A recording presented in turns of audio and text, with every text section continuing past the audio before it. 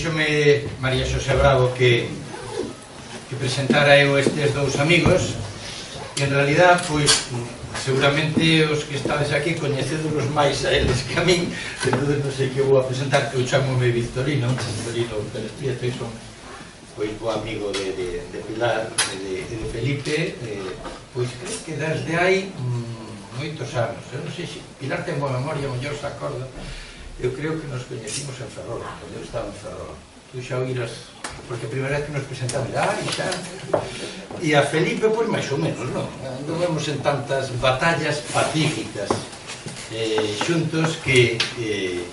Pero, bueno, pois, Pilar García Negro, somos prácticamente dun tempo, e eu recordo hai un par de anos ou tres, estaba na presentación do libro meu de Pilar, estamos en la edad de merecer, certamente, estamos en la edad de merecer, levamos ben.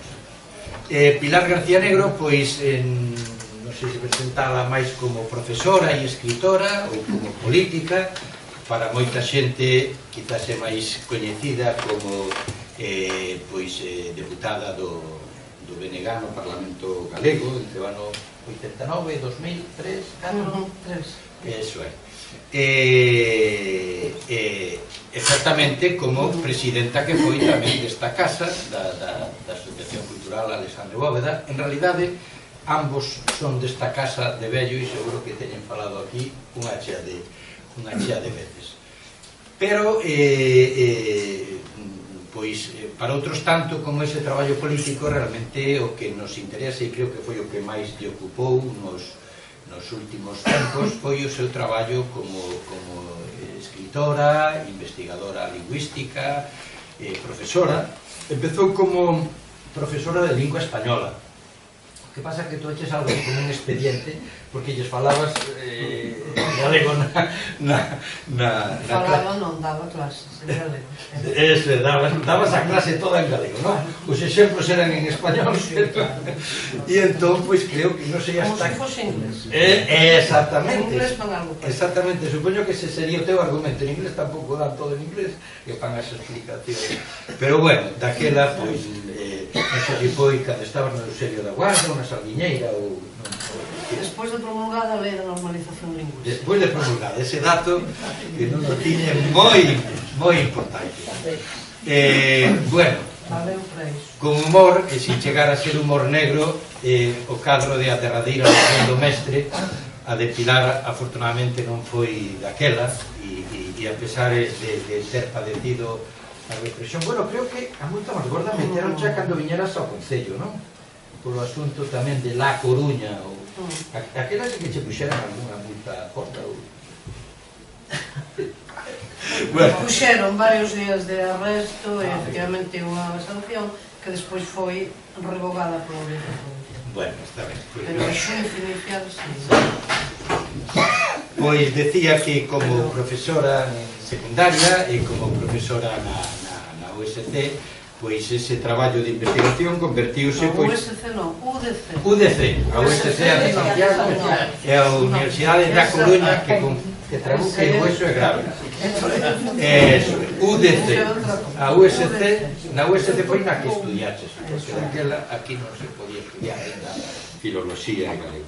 Entón, publicou, vos decía, este aspecto de escritora, unha serie de libros desde o ano 84-83, Aproximacións á literatura e a lingua galega, con Xosé María do Barro, sempre en galego, e un libro que lle teño particular cariño porque Pilar pedironme que colaborara nel, O ensino da lingua por un cambio de rumo, que fora un traballo realmente coral. Estamos ali un montón de xente, e creo que non sei que tal se utilizaría nos centros de ensino secundario, pero realmente había ali todo un traballo con textos, fichas didácticas, realmente un libro magnífico que se as cousas estuveran agora un pouco máis normalizadas, ao mellor habría que volver a reeditar, non? Alrededor de Castelao, no que traballa particularmente estes tres álbumes de Castelao, que bueno, son impresionantes. Eu teño unha anécdota, hai moitos anos, non sei, xa contei, a primeira vez que vin os álbumes de guerra de Castelao. Eu era un rapazolo, pois en Santiago, por tanto, non sei, acabaría de sair o de Acal, non, ainda non, porque o de Acal que se leu no ano 75, 77. Sí, sempre en Galiza no 76, mutilado, e despois en Teiro no 76. Eu creo que o vi no Seminario de Estudios Galegos, cando estaba, e quedei tan impresionado que, como era un estudiante que non tiña cartas para as fotocopias, que daquela eran moi caras, reproducín a lápiz, se te daba ben o dibuixo, algúns dos seus, tenía que buscarlos alguna vez. Realmente quedei absolutamente abrallado. Eu que amaba Castelao, cando vin aqueles álbumes, quedei absolutamente fascinado. Entón, a fascinación por Castelao é algo que nos une a Pilar e a min, pero tamén hai outro na que la vai moitísimo máis adiante que a min, que na fascinación por Rosalía, no estudio sobre Rosalía, no que eu teño que publicaches como 3 ou 4 libros. Rosalía de Castro, xa no ano 2004, El Caballero de las Botas Azules, Lieders, Cantares Galegos hoxe, e, bueno, creo que o último é o do himno galego, non? Unha historia parlamentar inconclusa. Bueno, pois seguro que realmente nos ten que decir con moito coñecimento de a derradeira lección do mestre, que supoño que moitos podemos velo en cadro pintado óleo cando nos lo trouxeron aí para o Jallás, que non é lugar da nosa devoción, pero se hai que ir a verlo ali, pois se vai. Felipe Senén, despois xa lles dou a palabra. Felipe, se Pilar é máis ben lingüista, Felipe Senén é arqueólogo. Eu creo que a palabra que chaca, o historiador, titiriteiro, está ben, por ter que andar de montadanzas por aí, titiriteiro da cultura galega, sen dúbida. Estudou filosofía e letras e especialización en historia da arte na USC, que non na UDC. Hai dous títulos importantes para mí, que foi colaborador de Ferro Couselo, traballaches tamén con Chamo Solamas, creo, non? E, bueno, pois aquí na Coruña supoño que se conoce polo seu traballo de dirección no Museo Arqueolóxico do Castelo de San Antón, polo seu traballo na Deputación como técnico de xestión cultural, e, bueno, pois desde hai anos, non sei cantos, con Portas Ártabras. Cando empezaste con Portas Ártabras? Bueno, 75 xa, pero bueno, logo fomos evoluindo.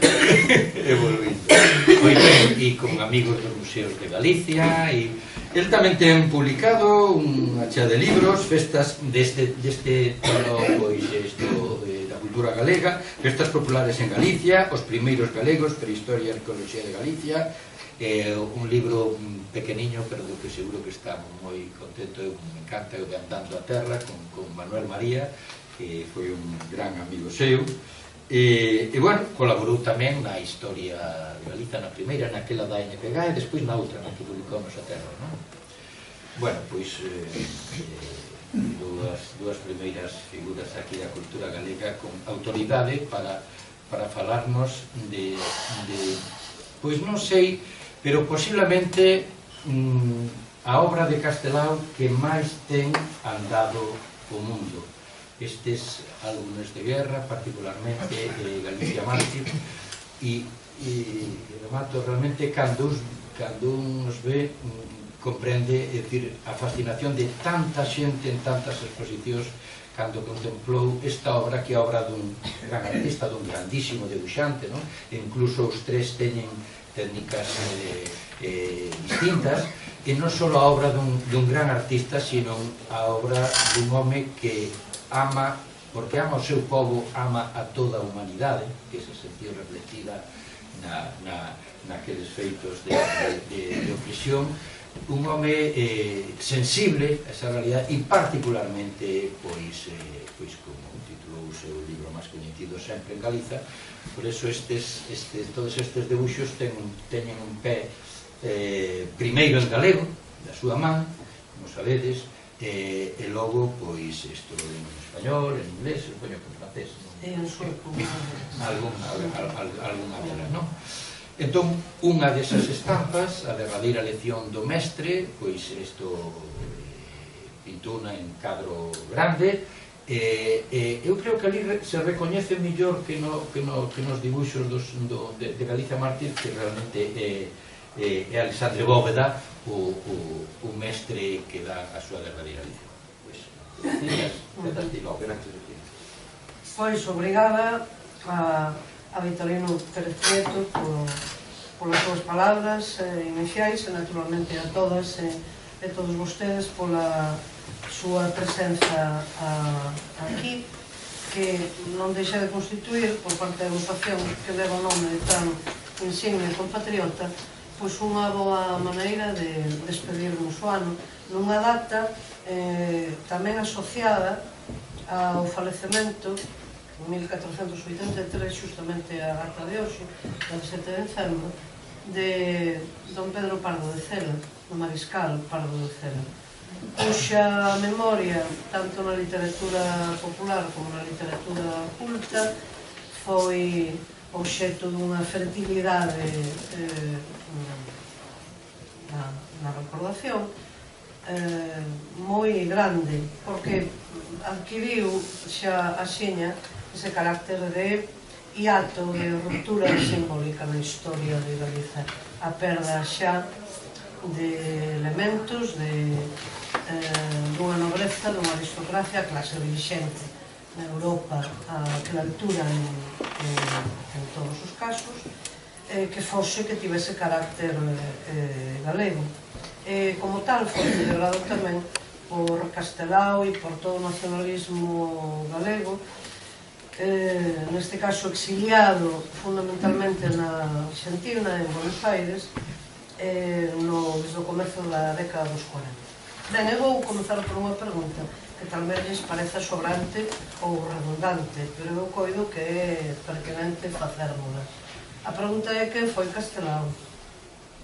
Claro, é un nome, por suposto, unha personalidade, como non, que todas e todos coñecemos e seguramente veneramos, pero eu manteño a pregunta: quen foi Castelao? Porque convén que lembremos que estamos a falar dunha das personalidades, ou quizades, no meu conceito, desde logo, da personalidade máis completa do seu tempo e na Galiza contemporánea na primeira metade do século XX, porque o carácter poliédrico da súa obra hai que coñecelo en primeiro lugar. Estamos a falar dun artista con non menos de 4.000 pezas inventariadas. Hai que coñecelo na súa solidariedade estrutural profunda. Estamos a falar dun artista multifuncional, por tanto, que temos que coñecer como debuxante, como viñetista, como autor de estampas, como ilustrador de libros, como pintor de grande formato. Estamos a falar dun escritor profesional, non no sentido en que vivese das súas letras, senón no sentido da práctica dun oficio experto como literato, realmente un oficio de ourive. Estamos a falar dun artista simbiótico, e hoxe comprobaremoslo aquí, ao menos nalgúnas estampas, onde con un xeito absolutamente moderno o convivio intertextual de imaxe e de letra escrita, de literatura, obríganos de unha forma moi activa a nós a examinarmos dous códigos non independentes, senón que se abrazan na súa semiótica, na súa significación.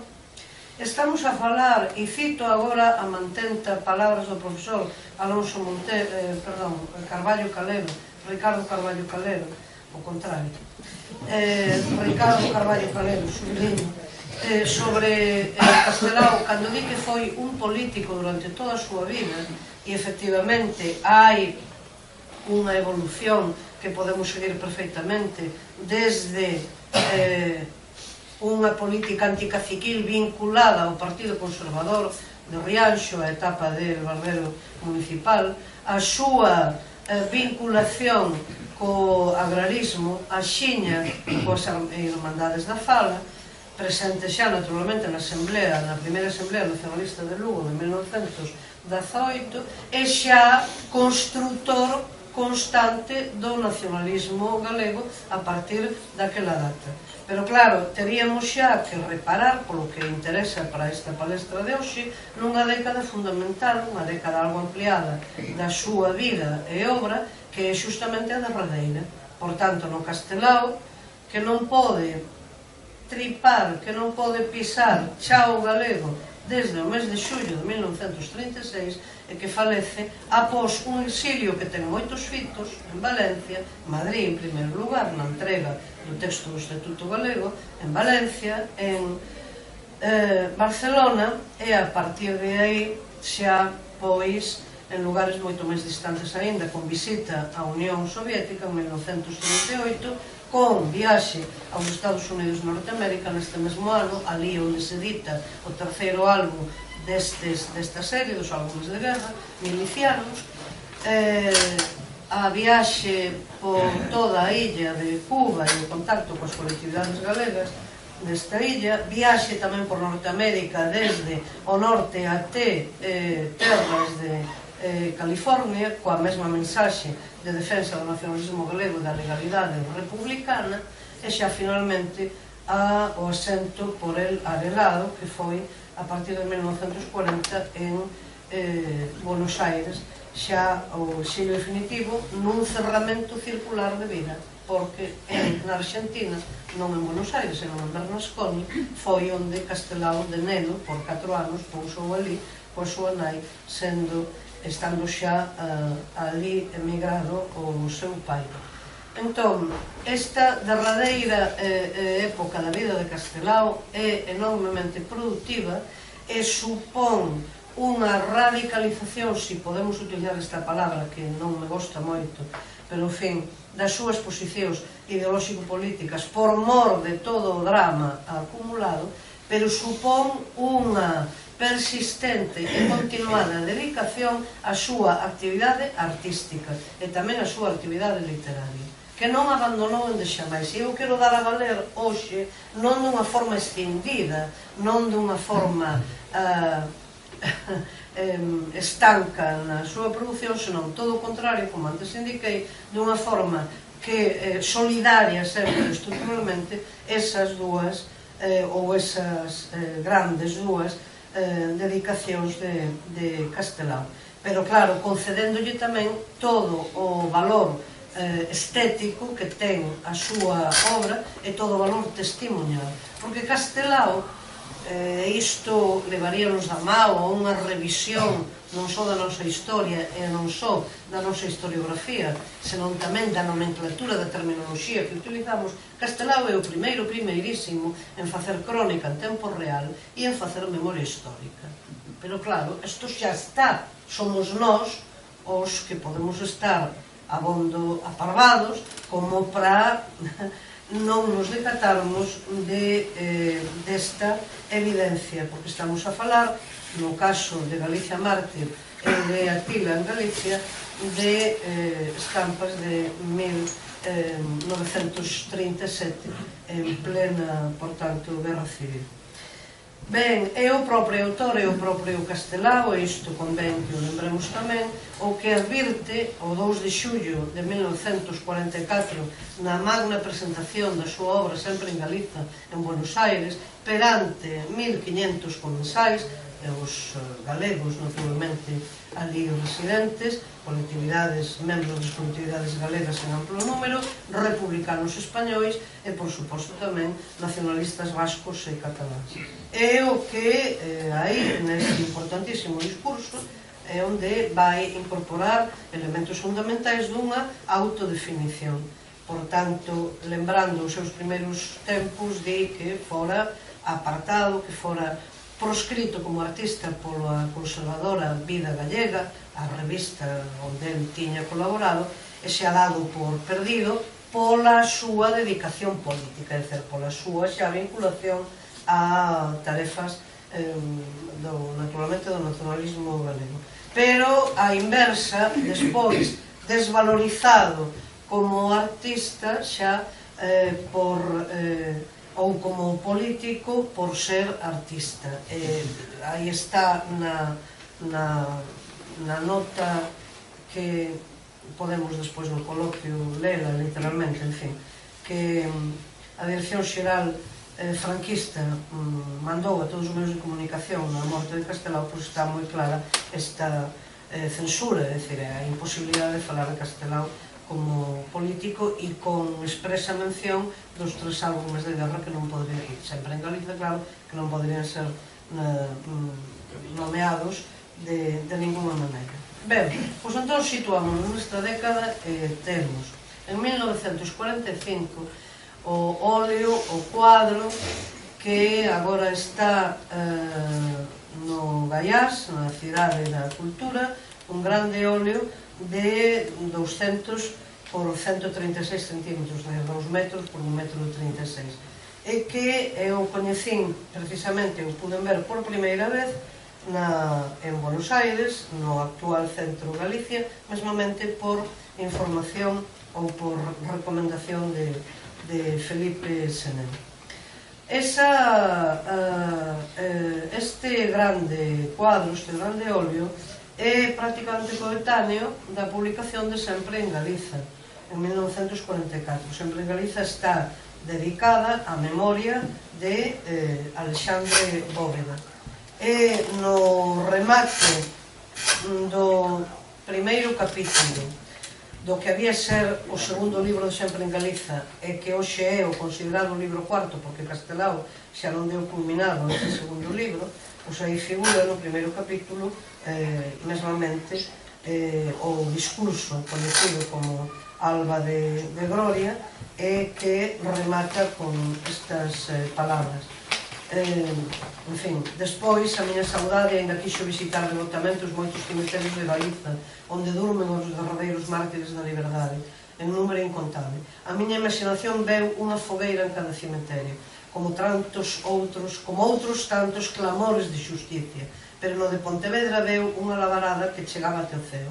Era o lume do espírito de Bóveda que non figura na Santa Compaña dos Inmortais, porque non pertence a historia, senón a tradición en arume de lenda. Bóveda terá de ser, nun mañán próximo ou lonxano, a bandeira da nosa redención. Ben, en 7 anos antes da edición de Sempre en Galiza, en 1937, Castelao, nese primeiro auxilio valenciano que xa me referín, compón este primeiro álbum asinado en febreiro de 1937, a moi poucos meses, por tanto, de iniciada a Guerra Civil Española. Con esta dedicatoria aos galegos que andan polo mundo, estas estampas arrincadas da miña propia dor van dirixidas a vos, que sempre amachedes a liberdade e sodes a única reserva que nos queda para reconstruir o fogar desfeito. Hai unha primeira estampa que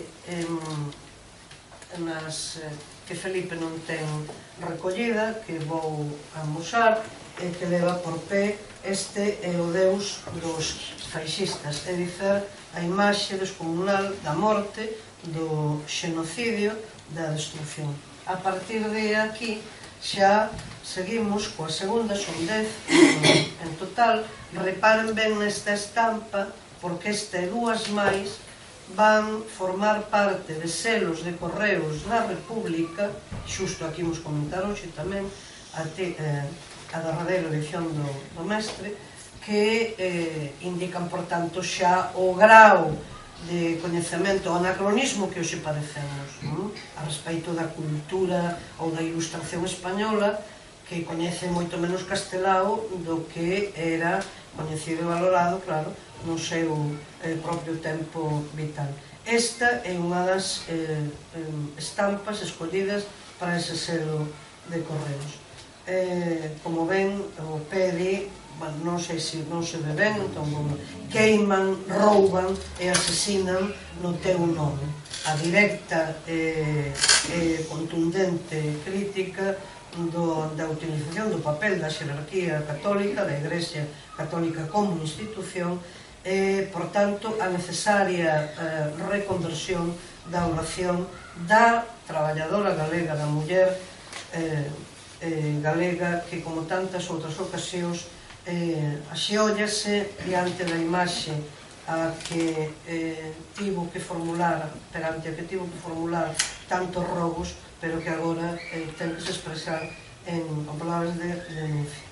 A continuación, xa ven, non está falta... É que está de outro orden. Está en outra orden. Que non está aquí. Ese está un poquinho máis adiante. Sí. Ben, hai dúas máis, efectivamente, pero imos logo xa a esta, cobardes, asesinos ou berros xa absolutamente agónico da muller torturada, violada, coa rapada, claro, e coa unión de hermanos proletarios como unha besta para redobrar a propiedade dos asasinos. E arriba España mesmo mal escrito, non sei se o ven, co N do revés, para unir ignorancia, analfabetismo e besania e crueldade extrema. A continuación, a nosa estampa... Ai, non, mira, non, a anterior, ora ben está. A de... non, así atenderán a anterior. Sí.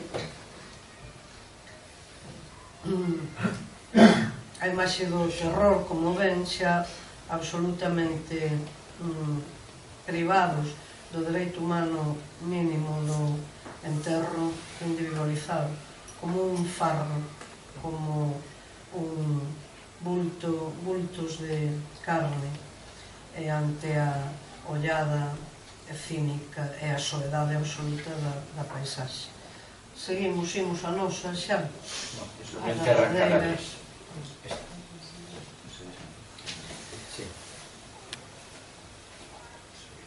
Non enterran cadáveres, xa ven, enterran semente. Sempre encastelao esa idea tan clara, expresada en moitos textos de como a memoria de nós tiña que pousar nos mártires, isto é, utiliza sempre martirio, o nome mártir no sentido etimolóxico, o que profesa a súa fe, a súa ideoloxía, neste caso a súa práctica política, e morre mesmo por ela. Aquí estamos nesta terrível estampa tamén, xa ven de que maneira realmente estremecentes neste primeiro cadáver se está dibuixando xa o rigor mortis, e como é tan clandestina tan clandestino o labor de poderlo recoller, de poderles dar terra, como inclemente ou como asasina a acción dos que mataron. Aquí temos un anuncio xa de outras estampas de Atila en Galicia e tamén de milicianos, onde hai unha carga de negrura moitísimo máis visible. A única luz que recebemos é a de fora, claro, a do exterior da cela, pero é a ollada angustiada da muller que contempla os que van ser paseados ou fusilados, pero sempre o futuro, sempre, claro, van a matarnos, pero venceremos. Sempre esa esperanza ou ese sentido de que a redención verdadeira estará regada co sangue deses mártires. A seguir, non sei, si, esta logo xa, ao pedi, esta dor non se cura con resignación. O esquema que utiliza Castelao é o esquema circular da Pietà, que coñecemos tanto o Renacemento. O que acontece é que aquí, naturalmente,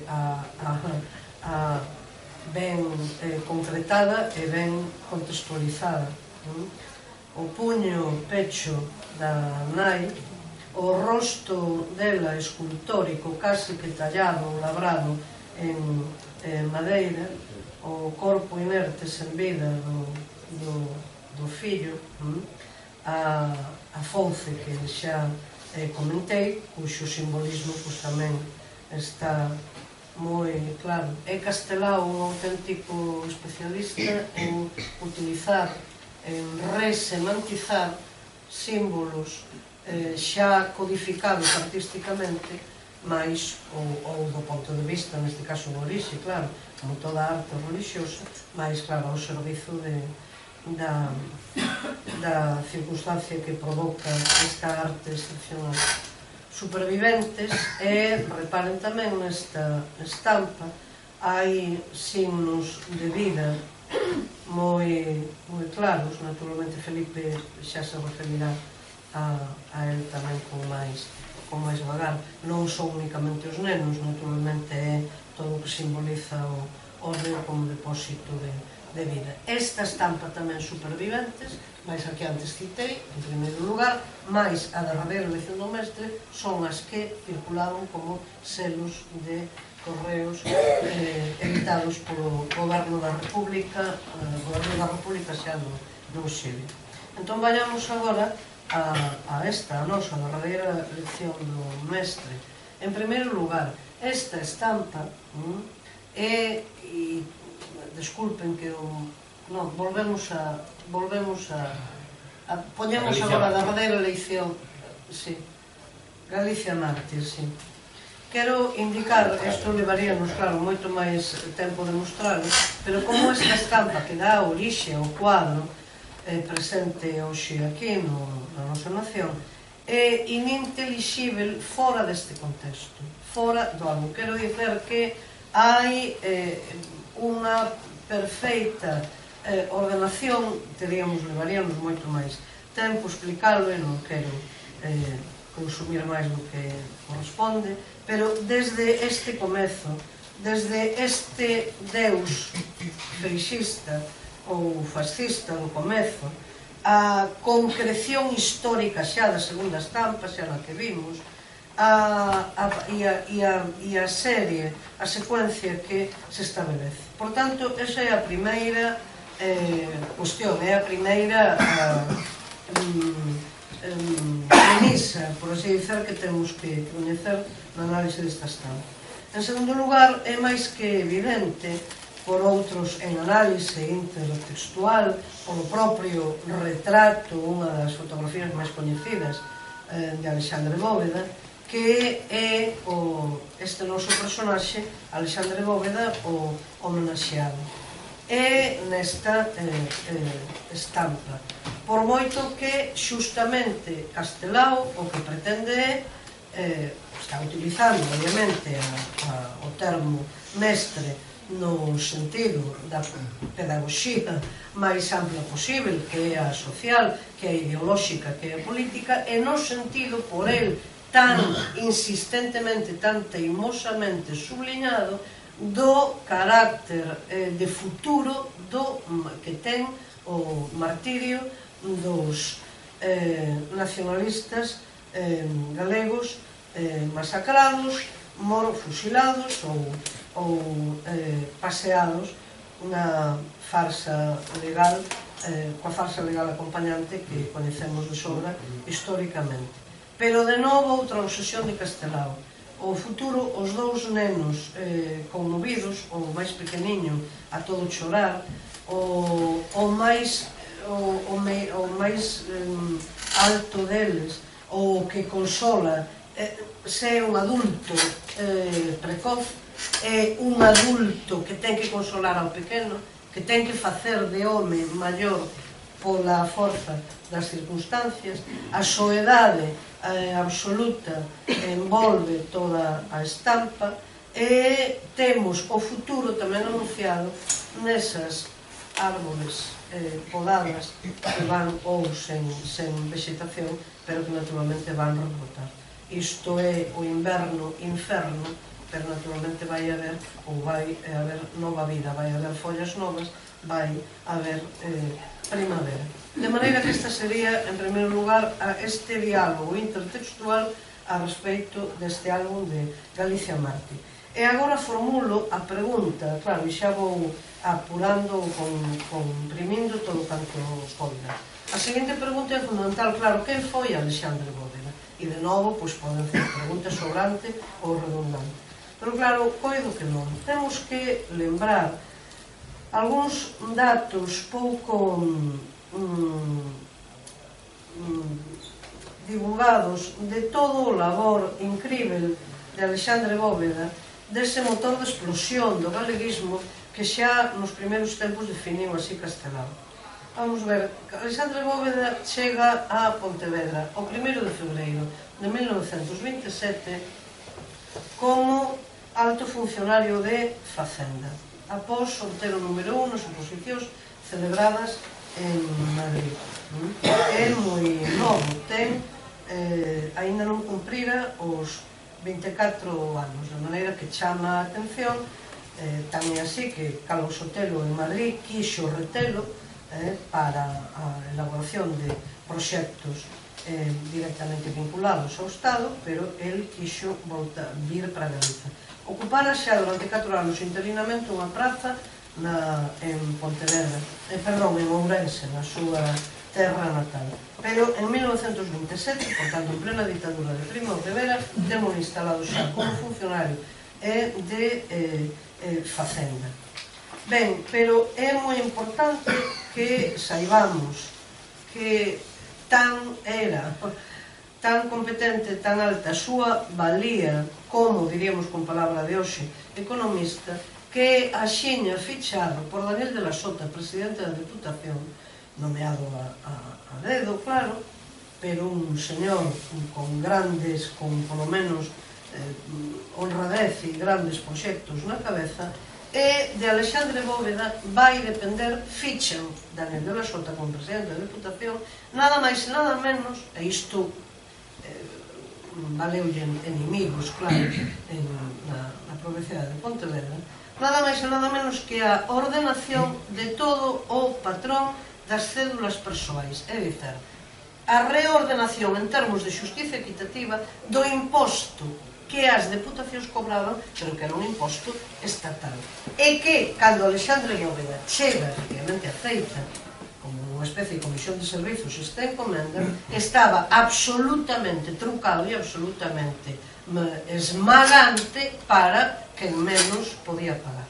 E vinculado a esta actividade, vai tamén directamente crear, por iniciativa do presidente da Deputación de Daniel de la Sota, nada máis e nada menos que a Caixa de Aforros Provincial de Pontevedra, e poñela ao servizo directamente de un sistema crediticio e de unha fluencia de, en definitiva, diñeiro para a quen o precisaba, para promover directamente reforma na agricultura, axudas á pesca e, naturalmente, a unha incipiente industria. Bueno, todo isto é fundamental lembrarlo porque imaginen entón a bagaxe que ten de competencia técnica, económica, científica, como economista, Alexandre Bóveda, cando vinculado xa nos tempos da ditadura primo-riverista ao nacionalismo galego a través de dúas persoas fundamentais na súa vida, que son Castelao e que é Lousada Vieira, pois naturalmente ele está en perfeitas condicións de redixir no anteproxecto previsto polo Seminario de Estudos Galegos en 1930 a toda a parte económica do que había ser o primeiro texto estatutario. E, ademais, aproveitando toda a historia anterior, desde o século XIX, porque iso temos que subliñar, non nos dedicamos, as galegas e galegos, e isto merece hoxe, en pleno século XXI, unha énfase especial a xogos florais, suposto enredo literario supostamente sen contido, que nunca foi, que foi unha literatura moi potente, claro está, moi patriótica asemade. Pero quero dicer que hai que sublinhar que desde o século XIX hai toda unha secuencia de propostas positivas, de alternativa económica, non únicamente de denuncia das políticas do Estado, senón directamente xa con alternativa directa. Ben, ao frente do Partido Galeguista como secretario de organización do mesmo, só dúas cifras. Pasamos de 600 afiliados en 1931 e baixo a súa batuta e organización por toda a nación de grupos a 3.000 en 1932. Sabemos que foi naturalmente desterrado no Bienio Negro, polo goberno Lerroux a Cádiz, igualmente Castelao a Badajoz, e por tanto que non pode xa voltar até 1935 e coñecemos, supoño que xa con maior pormenor, pois xa os detalles da súa detención, da súa negativa a escapar, que o puido facer, a fuxir, e da súa concepción da súa propia morte como martirio nese caso e como testemunho fundamental do nacionalismo. Hai aquí unha componente ética fundamentalísima, non se lle escapa a ninguén, pero hai unha componente política moi clara tamén. Quer dizer que era a de subliñar ou a de singularizar ou a de marcar, como toda a súa vida fixera, o nacionalismo galego como actor principal e non como subsidiario da historia de outros. É dicir, este carácter convén subliñarlo tamén. Ben, xa acabo con unha agora denuncia, si, pola miña parte. A Xunta de Galiza non sabemos con que custo, xa trataremos de averigualo tamén, desde o centro de Galicia de Buenos Aires trouxo aquí a Galiza este cuadro. Irá, por certo, despois de marzo, irá a Ourense, porque a Deputación pois tamén quere sacar partido. Exactamente, tamén quere brillar, facer brillar a ourensanía. A palabra non é miña, a palabra é do actual presidente da Deputación, o señor Baltar, tamén con este óleo de Castelao. En 2010 Lois Dieguez propón a Deputación Provincial de Lugo e o Museo Provincial dependente desta institución que teñan a ben celebrar en 2010, non, en 2009 que teñen a ben celebrar para o 2010 o 60 aniversario do falecemento de Castelao. Estas dúas institucións así o admitiron, así o acolleron, e mesmamente Felipe Senín e eu comisariamos a exposición temporal durante 10 semanas, de abril a xuño dese ano 2010, justamente sobre os álbumes de guerra, e editamos unha boa edición, por certo, a cargo destas institucións, o volume, o catálogo correspondente. Por certo, foi a exposición temporal do Museo de Lugo máis visitada de todas cantas ali se celebraron. O ano pasado en Madrid, Miguel Fernández Cid comisariou e eu tive a honra de intervir no catálogo con un traballo que me pediu tamén e colocou precisamente de estampas, todos as 31 dos álbumes de guerra, nesta estampa é a que encabeza o catálogo e a portada do libro. Que quero dizer con isto? Que non cabe apelar a ignorancia de ningún tipo por parte, neste caso, das autoridades da Xunta. Hai antecedentes tamén aquí, efectivamente, na Galiza, e hai unha iniciativa legislativa popular defendida no Parlamento Galego, voces, efectivamente, que reclaman que o cuadro poda existir aquí na Galiza territorial. Só comento que de ninguna maneira o cuadro ali, en todas as veces e ocasións en que me coubo contemplado con restauración que lle foi practicada, con mellor exposición, pero non está musealizado, non está aberto ao público, non é coñecido en absoluto polas colectividades galegas, polos delegados galegos de Buenos Aires, de ninguna maneira. Hai que ir buscar e hai que pedir que se abra a sala correspondente, hai que ver de maneira que non quero dizer, esa defensa patrimonialista pois en teoría o sigo defendendo, claro está, e que retorno que veña para aquí. Moitas gracias.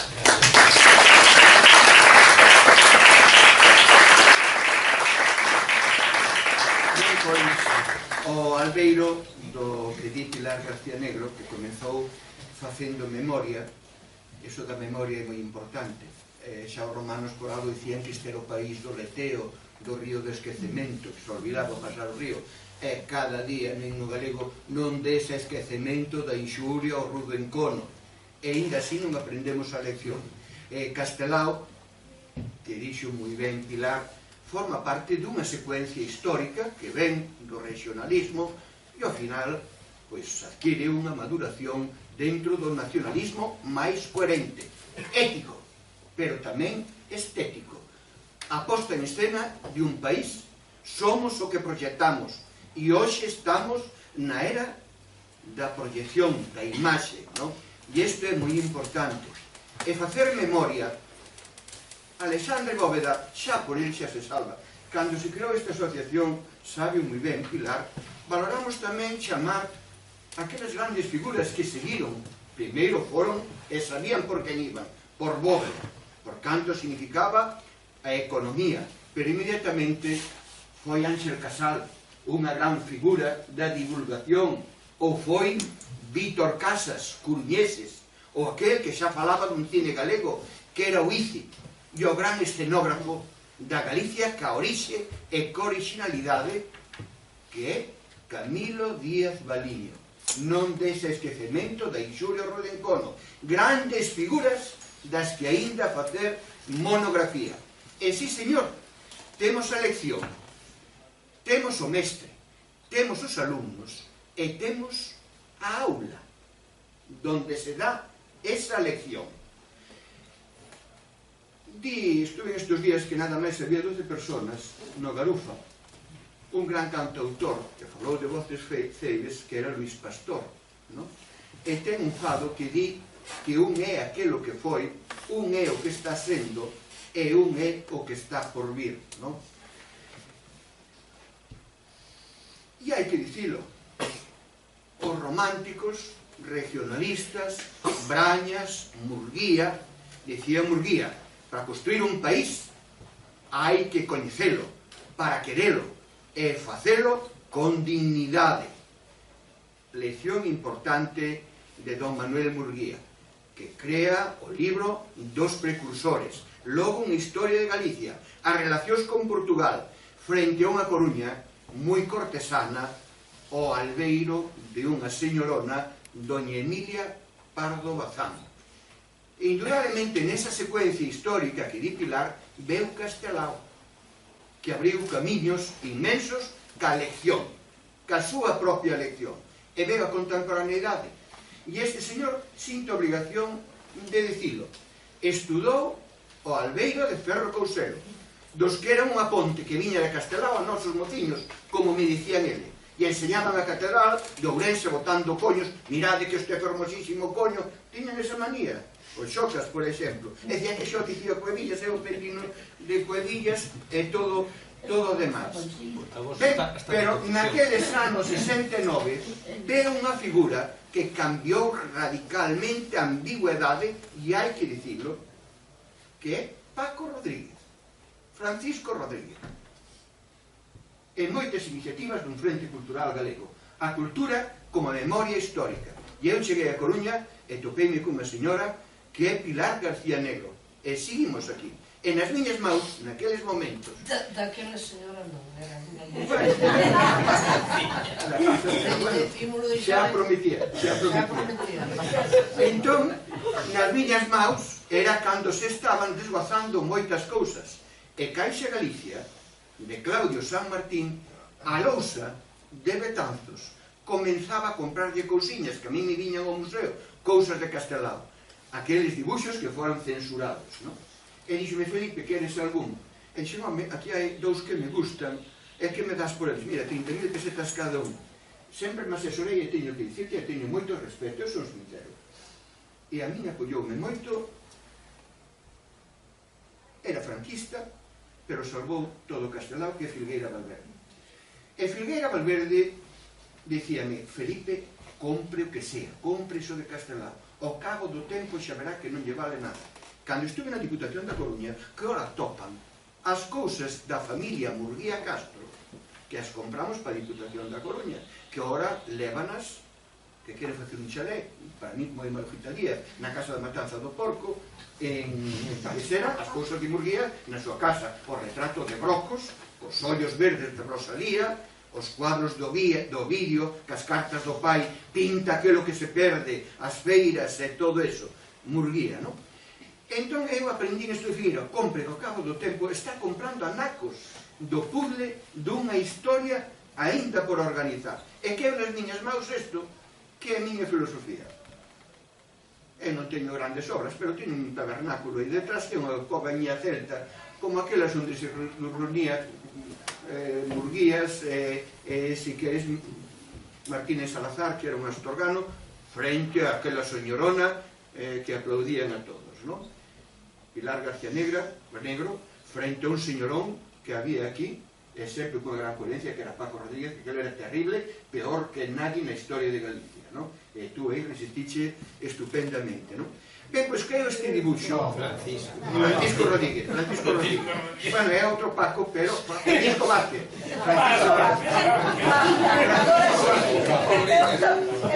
Está comprendido. Pois aquel señor da Coruña, que era Francisco Vázquez, e aí cortáchete, bueno, menos mal, Paco Vázquez. Ben, pois naquela época que éramos 85, con Manuel María, e con esa idea de comprar cousas, eu comprei este dibuixo dos de Castelao, das cousas da vida. Plantaron un arboliño da cultura para dar frutos e ampararon de estacas, de intelectuales. Medraron os intelectuales e a estaca da cultura secou. Ui, isto ten moito detrás de sí, non? Castelao podía ser un gran artista de galería, como Picasso, que teñen un paréntesis de facer un Guernica e unha denuncia. Castelao estuvo permanentemente sempre pensando na imaxe de Galicia, o cabaceiro, o hórreo, un símbolo do mundo labrego, un símbolo de fecundidade para as publicacións de Lar, e logo un seminario, unha sementeira de galeguidade, o Seminario de Estudos Galegos. Nada mellor que o cáliz e o pan e o viño, produto da terra e do traballo do home, que se dinamiza. Bendito Basilio Álvarez, bendito o cura das Encrobas, bendito o tan añorado Paco Carballo, que estos eran daqueles cristianos do Via Crucis auténtico, non? Ben, e colle o cáliz do Grial aí como Seminario de Estudios Galegos. Pasaron varios gobernos de dereitas, de izquierdas e algún de cultura tamén nacionalista. O primeiro que hai que reivindicar como motor da cultura de Galicia pola súa historia é o Seminario de Estudos Galegos. Hoy Seminario de Estudios Gallegos, con os cuadernos de estudios gallegos, anexo al Consejo Superior de Investigaciones Científicas de Madrid, seguindo unha secuencia de historia que ven desde estas épocas precisamente de Castelao, creando esa imaxe en base a aquela teoría, que o difícil é facer da arte dos canteiros o pórtico da gloria, que a cultura son as tradicións, a atención, que transitan, non son estáticas. Cultura son tradicións, cultura é innovación e creación, a cultura é saber copiar o que hai no mundo inmediato. Estou falando como falaba Castelao, e como falaban os alumnos da derradeira lección do mestre.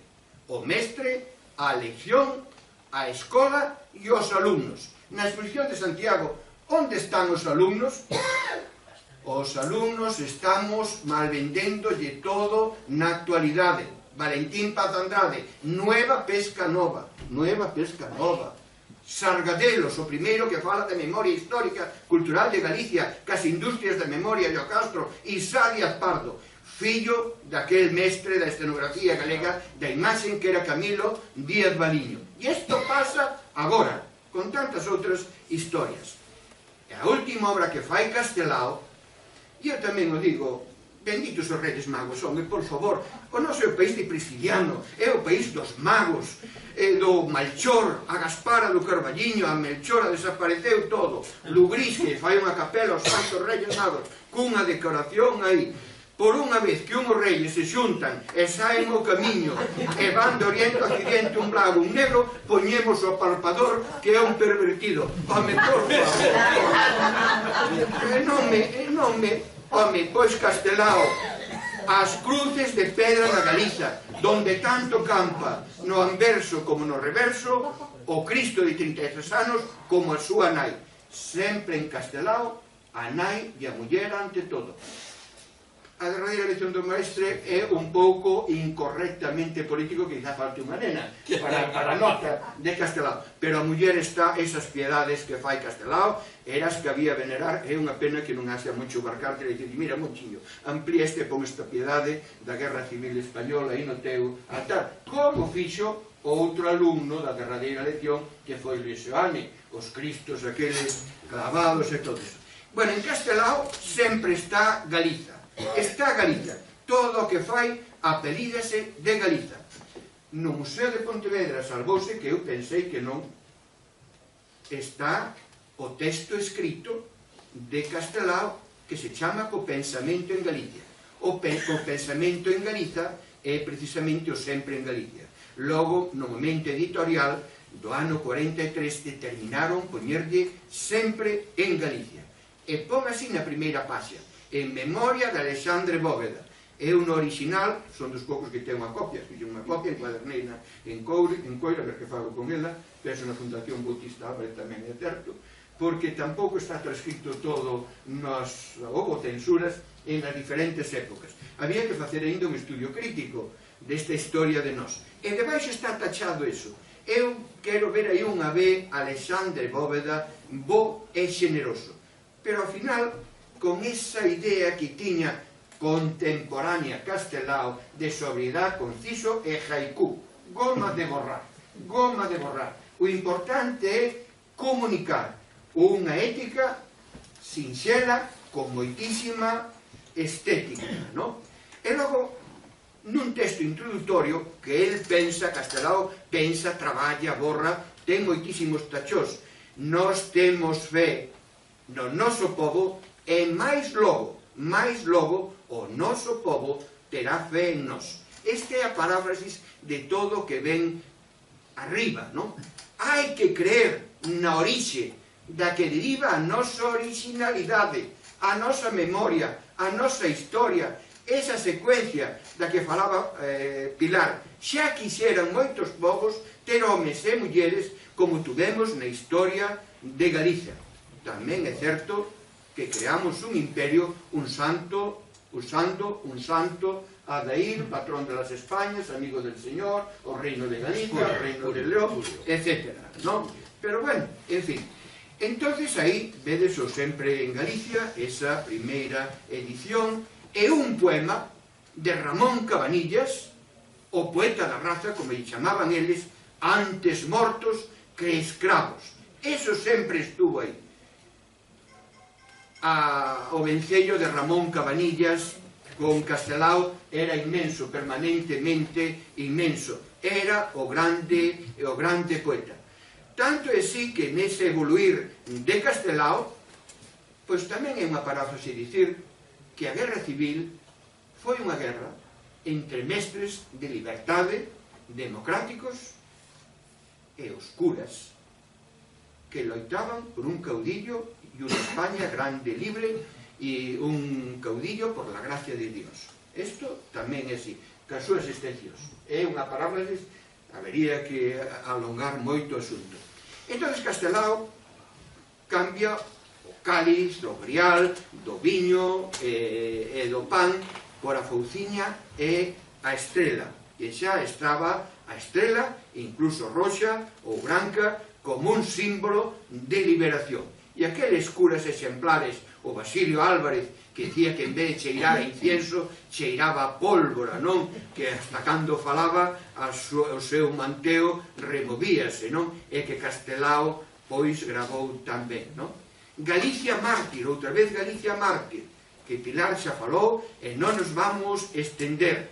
Estas estampas están arrancadas da miña propia dor e van dirixidas a vos, que sempre amáchedes a liberdade e sodes a única reserva que nos queda para construir o futuro desfeito. Estampas que eran para repartir, a estampa, sobre todo a importancia que pode ter no noso tempo, non, dos grandes grafiteiros, sobre todo da era da imaxe, non?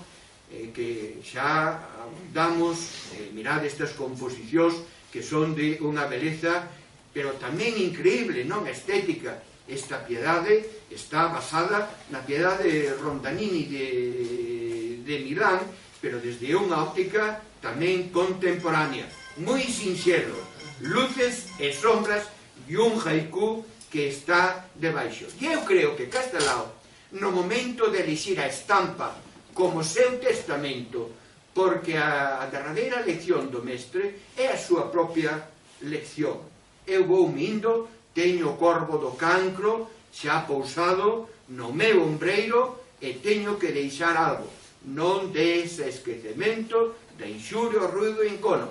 Aqueles que morreron precisamente por algo que vamos decir ahora.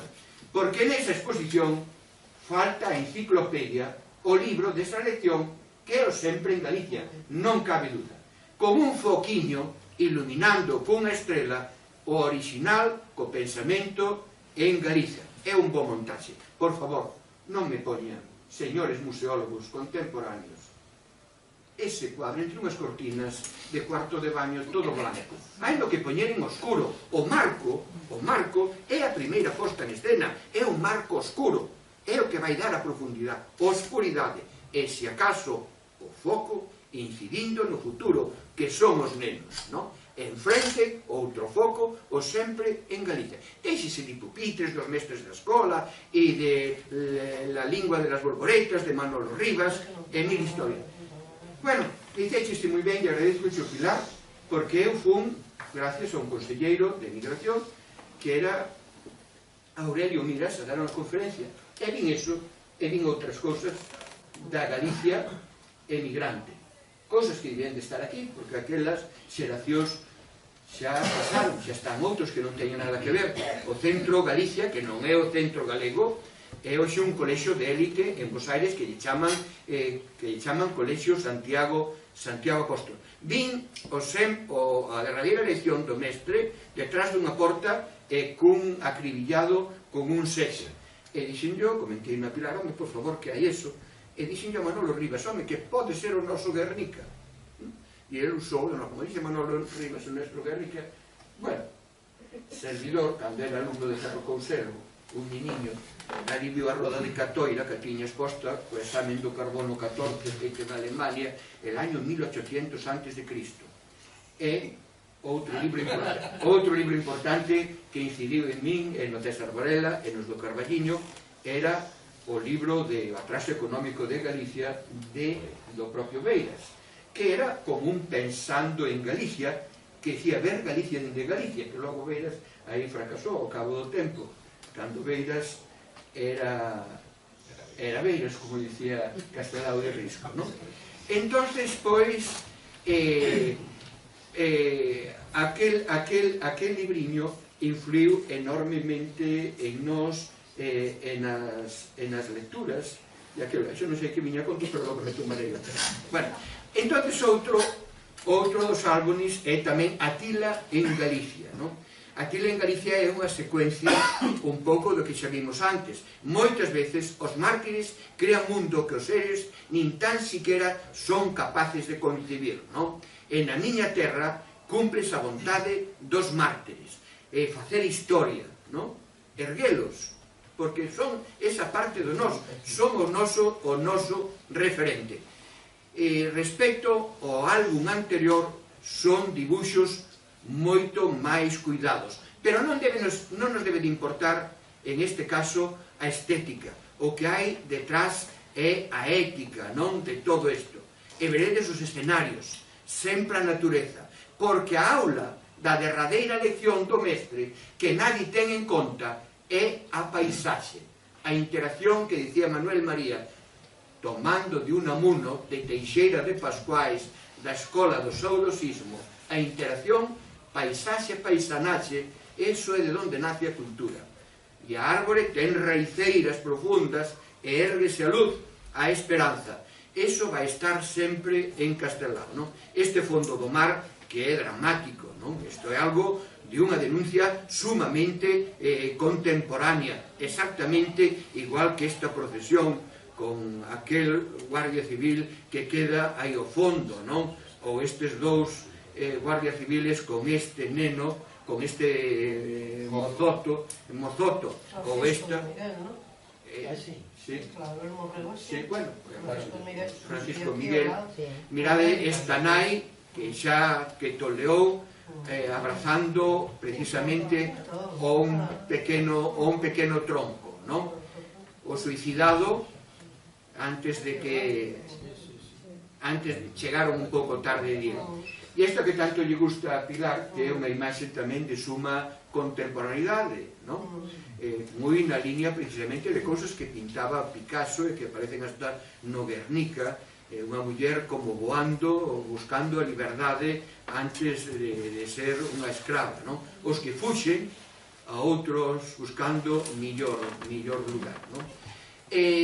O Castelao artista donde sí se esmera, donde cada imaxe indudablemente ten unha técnica de traballo que é unha auténtica lección ética ante todo, pero xa de estética, non?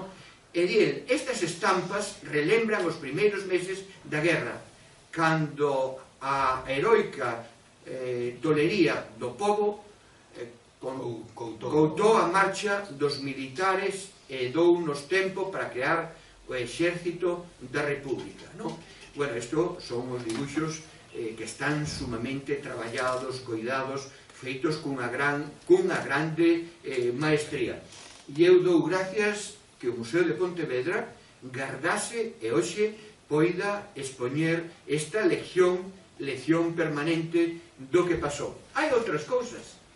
A habitación onde morreu Castelao, no centro gallego, que está ali, cas últimas cartas, cas máscaras, con recordos, cas primeiras edicións. A cama, que está tal cal, el estuvo aí. O panteón galego da Chacarita, donde estuvo Castelao, con esa gran cruz feita por Aserei, donde os que fan ese calvario das tesis son os emigrantes, que tuveron que irse por outro mundo. Aserei colle eso, para logo triunfar nunha piedad, nunha nai, donde o Cristo está nun ataúde, non? Que vai a pasar con todo isto?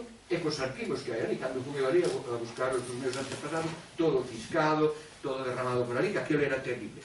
E eu poñería que sería complemento da derradeira lección a gran obra da Sorei que lle chamaban Raza, que era a muller galega sufridora do traballo, cangando co xugo, pero loureada, como aquela Galicia Santa de Romeiros e Chulares, repintada, a muller nova, pero totalmente curtida polo traballo.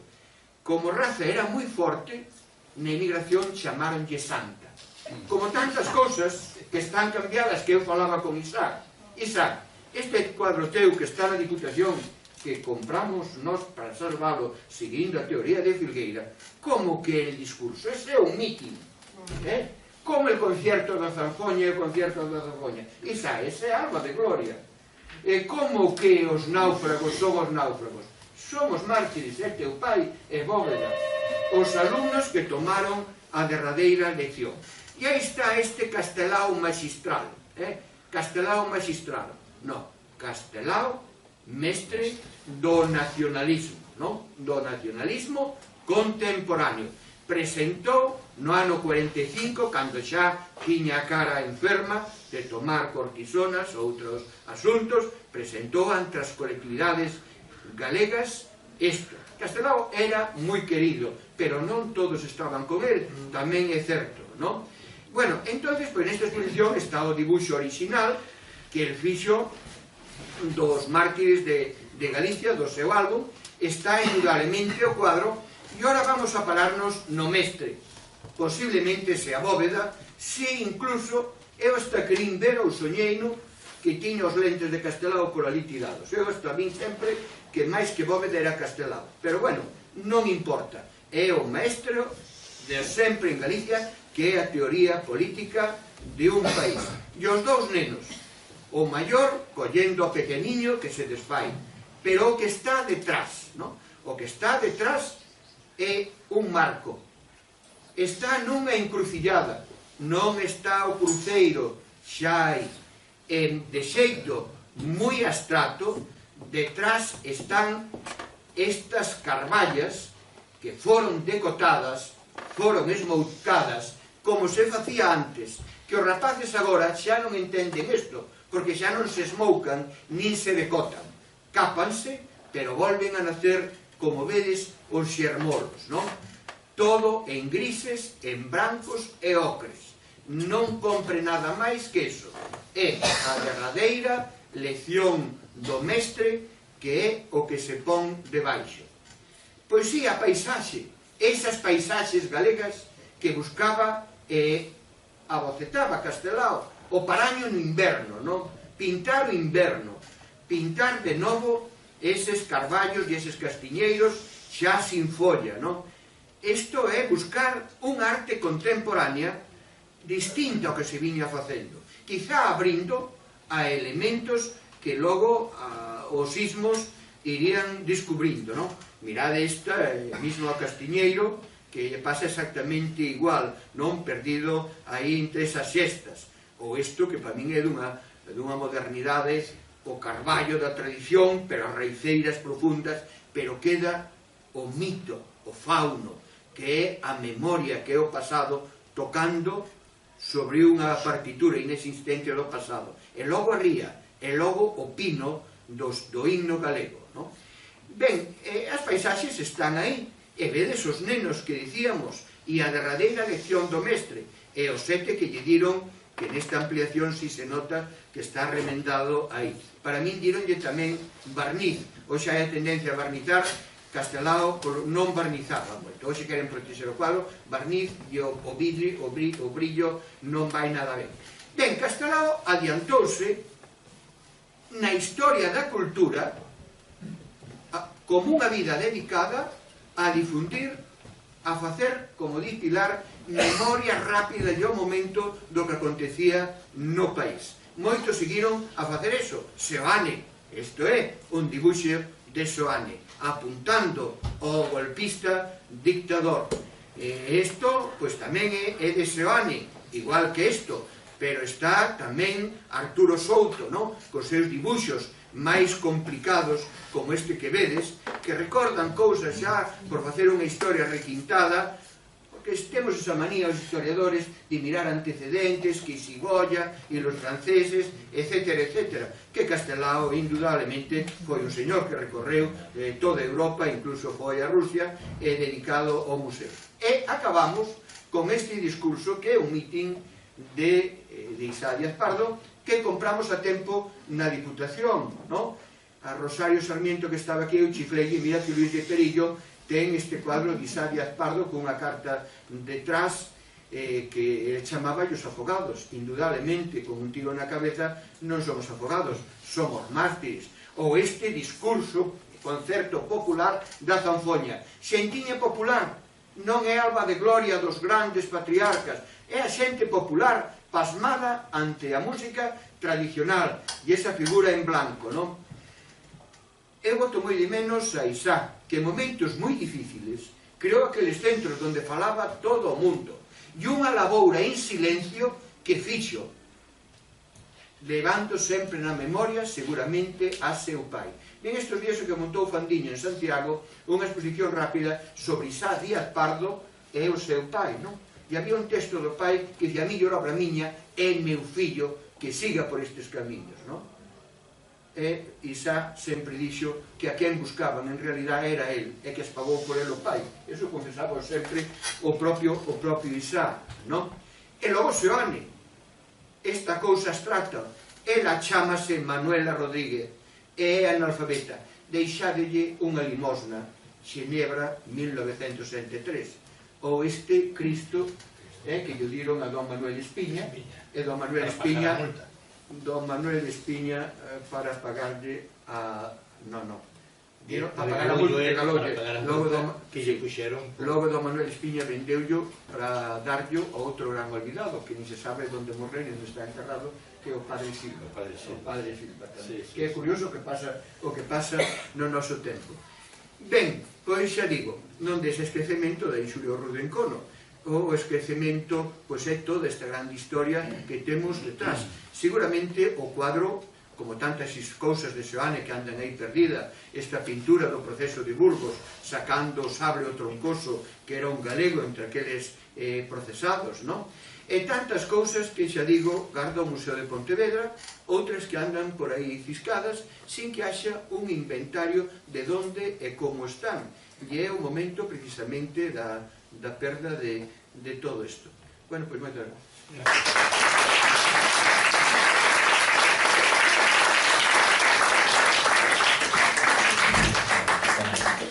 Coa venia da presidenta temos 10 minutos para algo de diálogo.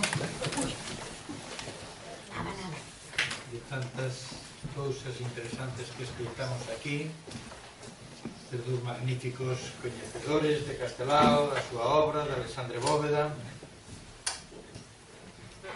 Non sei se dices o que estaba na diseñada animada que fixeron a noite de Castelao, ali falando non, teño pendente, pero non... Non, pero apareceu ali un cadrillo non sei de que, unha repulsa de fan de imaxe a Castelao e unha ollada petiña. ¿Dónde está ese? Novellas? Eso, por esta novela. Fixeron unha banda animada, o sea, un dibujo animado. Un animado. Pero o rostro que puxeron a Castelao, para mí patético. É ridículo. Pero non ten esa explorada. Pero está na exposición do Cado. Sí, é un punto. É a de Extremo Naval. Está en Bonaval, non está. É que o Cado é non... Vino en dos Twitter. Viches a ollada de Castelao, de verdade, é patética para outro pico de xen de Castelao, por súa mirada, o natural, o que hai os últimos que ya sabía ser doente, pero claro, de cáncer de pulmón. E logo hai algo que Pilar, por onde podamos, temos que insistir, o da Casa de Castelao de Rianxo. O da Casa de Castelao de Rianxo, que a obra que tiña dentro, que desapareceu, igual que a Virxen da Soreira e Tanxil, que estaba aí, non se sabe onde está. A familia Baltar levou todo, non se sabe. E quizás debía de ser o sitio onde estuvera a derradeira lección do mestre con obras vinculadas a Castelao. Logo hai tamén a súa tumba en Bonaval, en Santo Domingo de Bonaval, que vos sabedes que ten un frente que non ten nada, ten unha pequena rosacia de pedra que está pedindo incluso un mural. Porque estas técnicas hai nas que continuar. E houve quen as continuou, que recibiu as leccións de Risco cando Risco era alguén, que era Xaime Quesada e José Luis de Dios, que tiñan pintada a Porta de Palla, con Prisciliano, con todo aquilo, ali no Voltaire, e nos anos 90, estos que van levar ahora tal,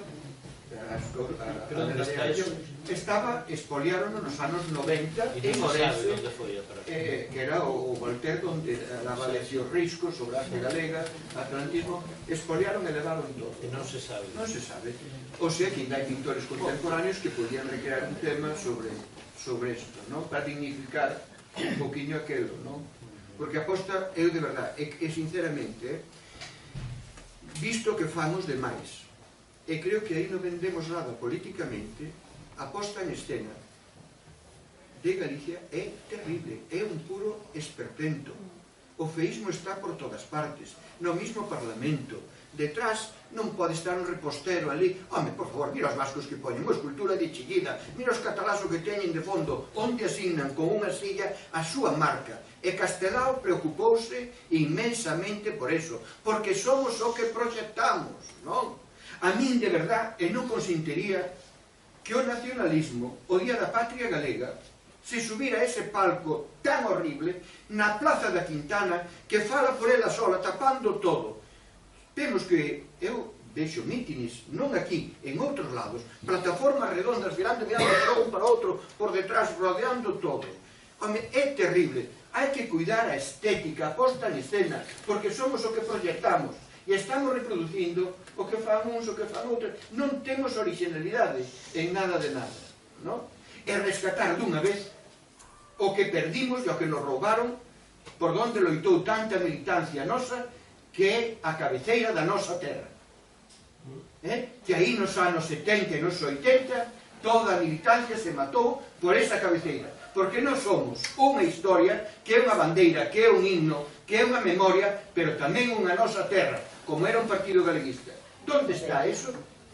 Donde está eso?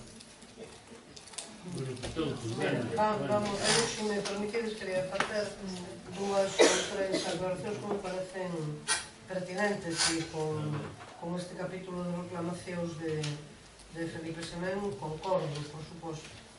Pero a primeira, en forma de anécdota, dá ou facilita unha información importante a respecto do estado físico de Castelao.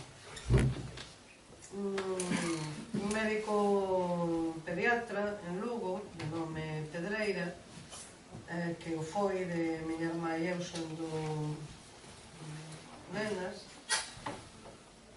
republicano, que levou un grande susto con meu pai,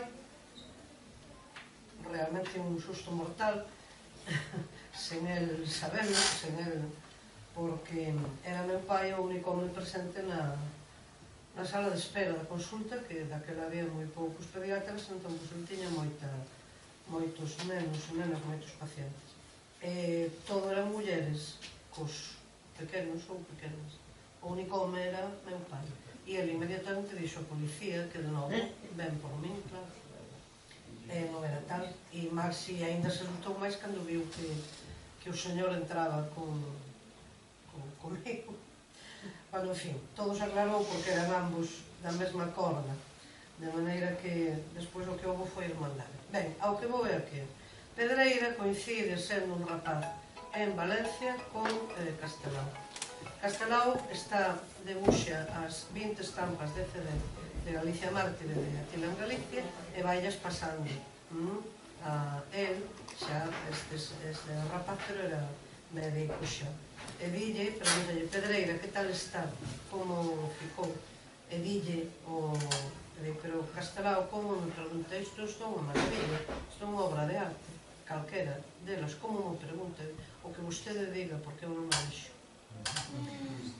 Aquela altura Castelao dun ollo non ve nada e do outro ve un redondel, de maneira que lle explica que as estampas, todas estas, compónas mentalmente e despois vai elaborando cuadrículas, algo semellante ao Beethoven coa novena, onde el non ouve, non pode efectivamente perceber, é unha imaxe acústica mental. Pois aquí, efectivamente, despois hai unha melloría no tratamento que lle dan na Unión Soviética, porque do que se resente tamén non únicamente da doenza ocular en sí, senón de tratamentos médicos equivocados.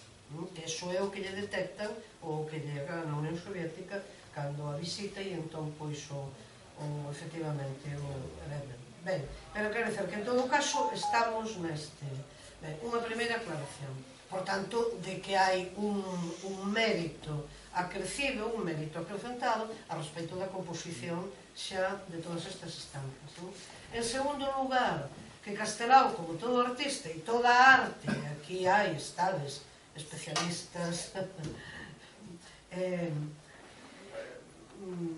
ben meritorios sobre iso, que non eu, pero claro, toda a arte é un palimpsesto. Entón, claro, podemos rastrexar influencias visíveis en Castelao, pero claro, por suposto, sí. Ou podemos consumir o tempo facendo o que en literatura denominamos crítica hidráulica, é dicir, as fontes permanentes sempre. Ben, pero que iso é unha parte metodolóxicamente dunha análise. A cuestión é se Castelao é un copista, se Castelao é un fotocopiador, que diríamos hoxe, ou efectivamente, ou ten xenio de seu. Claro, eso digo porque hai por moitas, efectivamente, Anai, entón, toda a influencia de Gros, e, por suposto, de Goya, e a tapa negra de Goya, claro, e quen sabe moito de Goya, e isto é Goya, e quen sabemos, ou podemos dicer, temos outra noticia da literatura, da hermenéutica, da semiótica dos seus textos, estamos vendo outra cousa, tamén quero dicer. Por tanto, que estamos en todo caso, a falar de un xenio galego e dun xenio universal. Non estamos falando nin de un imitador, nin de un genius loci, como efectivamente sabe ver Felipe, que ten en certa crítica así é parecido. Ben, e en terceiro lugar, a terceira aclaración, por eso mencionei a exposición que comisariamos en 2010 e a do ano pasado en Madrid, por certo, en San Fernando, vamos, moito mellor tratado que ter que darlle o zoco ao Vallás agora, non? Bueno, e entón eu aí o que digo é que, vamos ver, antes citei todo un labor directo e de altísimo valor técnico e político xa de Alexandre Bóveda como funcionario pescado por Daniel de la Sota para a Deputación de Pontevedra. Pero que aí temos que citar, nese mesmo período, a misión biolóxica, temos que citar as bolsas para pensionar artistas, por tanto, dar a valer tamén toda esa produción cultural, temos que citar o Museo Provincial, xa citei a Organización do Servizo de Recadación, e temos que todo iso, até 1930, en que Daniel de la Sota, con cesa automáticamente cando hai o cambio de goberno na dirección, cando deixa de ser o que era Primo Rivera e xa nese lapso previo á Segunda República. Bueno, e entón, o que quero dizer é que o Museo de Pontevedra, e vou non dizer claramente, porque lle lo dixen directamente aos responsables, entón fago público porque eles xa o saben, non é maledicencia pola miña parte. O Museo de Pontevedra non está á altura. A Deputación de Pontevedra non está á altura. A Xunta non só non está á altura, senón que está a moita baixura. Claro, está avisal. Bueno, e entón, aquí estamos en pleno século XXI e o que non podemos, e súmome a vehemencia de Felipe Senén de antes, o que non podemos é estar permanentemente pedichando que Castelao teña o que merece.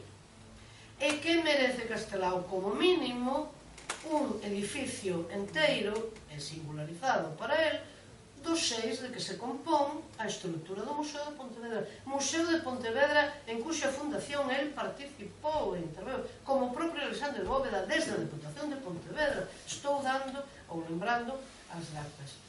Entón aí que teñamos a oportunidade de dúas cousas. Todo o que está ali depositado, que se expoña. E, en segundo lugar, que se coloque como en calquer museo moderno do mundo mundial, que o temos en calquera que visitemos, e sobran meus exemplos, o monitor correspondente, os computadores correspondentes, onde tecleamos no museo máis distante en que podamos pensar o nome do que se nos ocorra, de Gauguin, de Cézanne ou de quen se nos ocorra, e aí vemos a obra del no mundo mundial. Por tanto, que é a maneira de dizer os castelaos que están aquí na Academia Galega, os castelaos que están en Castrelos, os castelaos que pertencen a coleccións privadas, que están en maus de particulares, os castelaos de calquer lugar onde se atopen, efectivamente, entón que nos podamos facer unha idea do artista. Bueno, pois isto é, e supoño que ninguén dos expertos e expertas que estades aquí, supoño que non vos mentiredes, isto é o ABC da museografía moderna, até onde eu coñezo. E o ABC e o dereito mínimo de termos, entón, esta recepción. Entón, claro, aí eu, desde logo, estou disposta a seguir, aspas, patalexando todo o que faga falta, pero claro, aí ten que haber outro tipo de movilización tamén, ou de que forcemos outro tipo de intervención institucional e outro tipo de movilización de máis intervinentes ou de máis axentes sobre a cuestión, ou de máis artistas, ou de moitos outros elementos que poden participar, porque realmente é inadmisible. É inadmisible que se nos diga, temos agora as 50 estampas de nós, as orixinais. Estaban perdidas. Ai, perdidas, como se están perdidas? Sí, non se sabe. Se cadra en Buenos Aires, en Buenos Aires, ben, aparecen. Aquí todo é por milagre, por ensalmo, non aparecen. Claro, son como estampas tamén orixinais de cousas, non as cousas da vida, non? Cousas que é fundamental para comprender a obra literaria, os debuxos orixinais. Bueno, foron expostas, agora están ali non cedidas, senón cedidas, pero non a titularidade. A pregunta inmediata, ou polo menos o que eu formulei, pero quen tiña isto? Non, é unha familia, porque isto foi un agasallo de Castelao directamente a unha familia que lle debían un favor e entón foi para aquel debía. E que non sei, porque non queren que se saiba.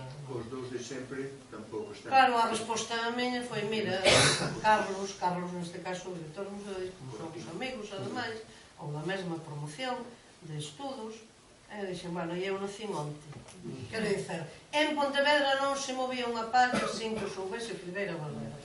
E en Pontevedra Sánchez Cantón, que foi quen levou a Madrid as pranchas da Nós para ser editadas ali como así foron editadas, resulta que despois non sabemos que dizer, que claro, isto é unha bulra continuada, é unha trapisona. E entón eu, polo menos, como se di os cursos de hoxe, co meu silencio non. Esta é unha frase que fica moi ben. Pero claro, que tiña que haber efectivamente outra, porque ese é o estado da cuestión. A poucos, todo a poucos e de forma temporal, e non hai así forma humana. E entón, claro, hai un doloroso anacronismo. Castelao, por parte da crítica española, artística, e isto está documentado e está escrito e témolo publicado, era un number one. Eso era Castelao. E está, e témolo escrito e publicado e documentado naquel tempo. E non expuxo na Unión Soviética, nos Estados Unidos de Norteamérica, en Suecia ou noutros lugares do mundo as súas estampas pola súa cara bonita, senón polo... E claro, e hoxe, pois non... E despois, e o que comentabas ti antes, pois o mesmo, tanta cousificación, tanta comida. Primeiro era que coñecelo, tal e como se produce. Bueno, desculpas, pero non... Gracias. Eu quería decir unha última cousa, o que dixeches da exposición no Jallás. Estou completamente de acordo, recibín como os Cristina e eu, porque non víramos o cuadro, non estivemos en Buenos Aires, como sabelo, e a desilusión cos adiantos da museística que fixeran aquilo tan mal feito, non só o cadro, sino o outro tan pobre. Se volveu a perder outra ocasión de tanto material, está aí sin expoñer, e supoño que ten capacidade para... É unha cuestión moi común. Eu non entendo como no Parlamento de Galicia, que hai unhas coleccións magníficas de arte, pois están cousas detrás de portas, non hai criterios museolóxicos, non hai un conservador. En moitos despachos do Parlamento de Galicia están as mellores obras de Tino Grandío nos despachos, cousas que non hai nos museos, que eso non se podía permitir, e alguén ten que reclamar este aspecto.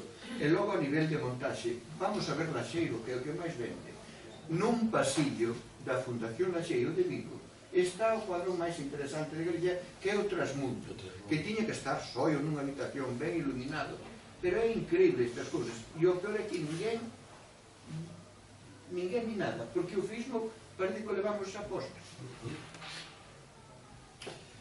Bueno, deixarme solo unha... Queríamos un sábado de xaneiro ir ata ali a ver a derradeira leición do mestre, decíamos se poidéramos ir compilar, xa lo diremos a todos, e eu por a miña parte, que a título estritamente persoal, tamén nos convidaba a ir a ver a Alba de Gloria, que é a que está no Panteón de Galegos Ilustres, porque a mí, desde logo, seguramente ten algún apunte, pero pareceme que merece moito a pena ir, así que, nada. Ahora quero facer un comentario, se me permitides, é moi rápido sobre o seguinte. Só hai unha absoluta ignominia que podemos denominar institucional, e eu desde logo citei, pero despois hai tamén outro factor acompañante, que é por así denominalo rapidamente, a pallolada da modernidade e o afán de desmitificar o que endexamais houbo tempo nin ocasión de mitificarnos aquí. Entón, iso aconteceu e continúa nunha parte acontecendo con Rosalía de Castro, por suposto, e con o noso historia 19, pero con Castelao, efectivamente, tamén. Entón, que é o que hai? Que mitificación, quer dizer, que complexo de rebaixa sempre de andar raleando méritos. Entón, precisamente, non sei eu como opino, que son das que opina que o nacionalismo non se perde, non se dilúe viaxando, senón que se reforza en todo canto congreso internacional, ou polo menos en todo canto congreso internacional é unha servidora asistiu de todo tipo e en moitos lugares diferentes. Hai unha componente non colonizada que é de autovaloración en termos colectivos.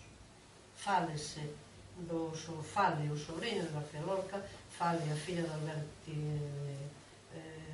Teresa León, fálese de literatura de auxilio en calquera das súas